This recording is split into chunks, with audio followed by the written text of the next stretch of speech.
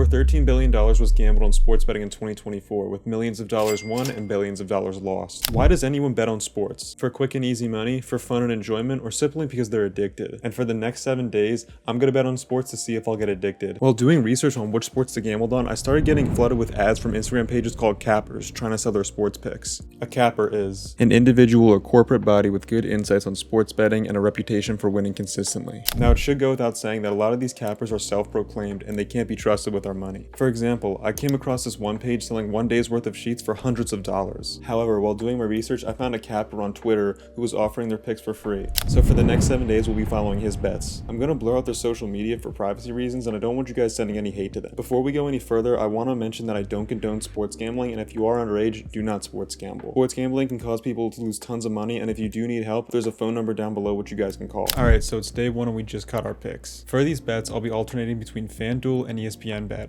with half our bankroll in each account. Before betting, it's important that we create a strategy. We don't want to run out of our money too quickly and have to end the challenge early. To make sure this doesn't happen, my strategy will be to bet less than 5 units per day. For each bet, we will only put down 1 unit per play, and 0.1 units on a parlay with all the bets each day. Alright, so it's currently the end of the NBA season and the start of the MLB season, so we'll be primarily betting on those two sports. Alright, so we just placed our bets for the first day. I'll display them on screen now and I'll be back tomorrow with the results. Before we start showing results and get into this challenge, drop a comment below on how much money you think we'll make over these next 7 days. Alright, so the results are in from last night's bets and we did way better than I thought. Not only did every single bet hit, but we also placed a parlay with every single bet we made on FanDuel as well, and that also cashed. Now the total after day 1 is $115.73, or about a 16% gain, which is better than the stock market is doing right now. If we keep this up, we might have discovered a secret capper to help us make money. I'll check back in later with our bets once our capper puts out our new picks. 1 hour later. Alright, so it's been about an hour and the capper just dropped our next picks. It's primarily basketball, so I'm hoping these picks can cash the same way they did yesterday. We've also unlocked something on FanDuel called a profit boost. Now what profit boosts do is they increase the amount of odds on a certain bet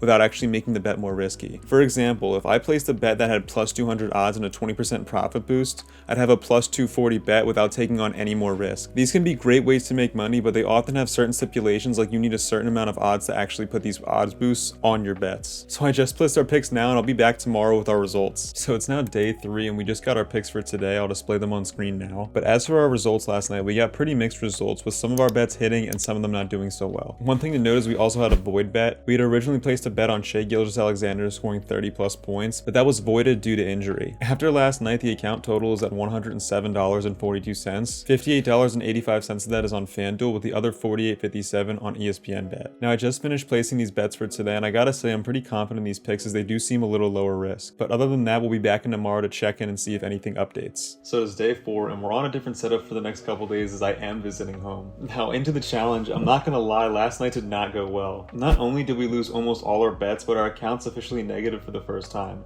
After last night's bets, our account is sitting at a total of $89.05, making it the first time we're actually negative in this challenge. I haven't talked about this before, but winning and losing streaks in gambling are extremely common, and I'm hoping we can pick up our luck tonight. Picks at the end of the NBA season are a little more predictable, as some teams will begin to rest their players. I'll check back in with you guys tomorrow with our results, as long as nothing crazy happens tonight. Alright, so we're back with day 5, and the results were very mixed. Now we've had up and down results for the last couple days, but being very mixed kind of seems to be on par with the whole sports betting trend. After last night, the account currently sits at about $93.57, with $43.20 of that being on FanDuel and the other $50.37 being on ESPN Bet. I just placed our bets for today, and since the NBA season ended yesterday, our picks primarily for the rest of the challenge will be baseball, meaning we'll mostly be betting on the MLB. Another thing that I've mentioned that's unfortunate is our parlays haven't been hitting as well. One of the obstacles I haven't mentioned in this challenge so far is the difference in sports lines. Some of the picks our capper has been posting haven't been available in the sports betting apps we used, or the pick they posted just hasn't been the same. For example, the other night, one of the picks the capper posted was for Keon Ellis, a Sacramento Kings guard, to get over 8.5 points, but when I searched this up on ESPN Bet, the line was set at 9.5 points. Small discrepancies like this can be the difference between profiting or losing on a given night. I'll be back tomorrow with the results for day 5 as we start wrapping up this challenge, and I'll check in with you guys then unless something crazy happens tonight. So it is officially day 6 of this challenge. And let me tell you guys, last night was certainly an eventful run. Now there's good news, bad news, and everything in between. Starting off with our picks for baseball, we ended up losing money yesterday. The account has slowly been bleeding losses the last couple days, with the total now sitting at $81.00 $8.70. Something that happened last night that I completely forgot to mention was UFC 314. Now our capper was posting a ton of picks for this and they ended up going on a 10-0 run last night. And of course, we forgot to place picks on this. Something like this would have turned the account around and ended us up in profit. So it's a huge mistake, but we got to keep moving forward and see if we can get our account back to even or even in profit by the last day. We just placed our picks for today and it is mostly NBA as today is the last day of games for the season. Unless anything crazy happens tonight, I'll update you guys tomorrow and give you the last day of picks and then we'll get to the results.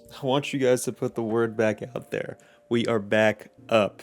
I want you to put the word out there that we back up. Understand me? We back up. Now guys, I don't know what happened last night, but all of our bets hit. Not only did our bets hit, but our account is close to breaking even. Right now, both accounts are sitting at a total of $91. This isn't too bad heading into our final day of the challenge, and we might actually be able to come out with a profit. Now I got our picks for today, and they're primarily MLB, so we're gonna hope that these hit and we'll be able to get back into profit. If these picks are able to hit, we'll be able to close the challenge with a profit and be able to close this challenge on a positive. I'll be back tomorrow with the results and my final thoughts for this challenge. Unless something crazy happens tonight, I'll see you guys then. So we're back with day 8 and have the results from the final day of the challenge. Now, unlike day 6, I think our luck with our betting was short-lived. Not only did our bets go 2-2 yesterday, but we didn't end up in a profit. The final total for the account is $88.10, making it a loss of 11.9% for the entire challenge. This is definitely not the results we wanted to see, but this is a very accurate representation of what can happen with gambling. However, I do think with more time, and especially if we placed that UFC bet from day 6, we would have been able to end up with a profit. If you guys want to see me extend this challenge, potentially 30 to 60 days, let me know in the comments below. Doing this would give us a better idea of the profitability of sports betting long term. But my overall takeaways for this challenge, to answer the first question of is gambling a good way to make money, I would say no. Something that I've learned with sports betting is that picks can be extremely up and down and no capper can guarantee you a win. With that being said, you should only bet money that you can afford to lose. Doing this will ensure that you don't lose too much money and go into debt at the end of the day. To answer the final question of this video is, did I get addicted to sports gambling? Definitely not. As long as you control your bets, don't chase losses, and use proper risk management, you'll be able to gamble safely without getting addicted. The most important thing is to just know when to walk away from your losses. That'll be it for the video. If you guys did make it this far, comment the letters BET down below in all caps, and if you guys are looking to join a completely free community Discord for individuals who are obsessed with growing their social media pages, click the first link down below. There you'll find loads of individuals who are obsessed with blowing up and monetizing social media pages just like you. If you guys want to see my last video where I gave a $1, a $10, and a $100 editor a 30-second clip to see who can make the best video, click the link up here. But other than that, that'll be it for the video. Thank you for watching till the end, and peace.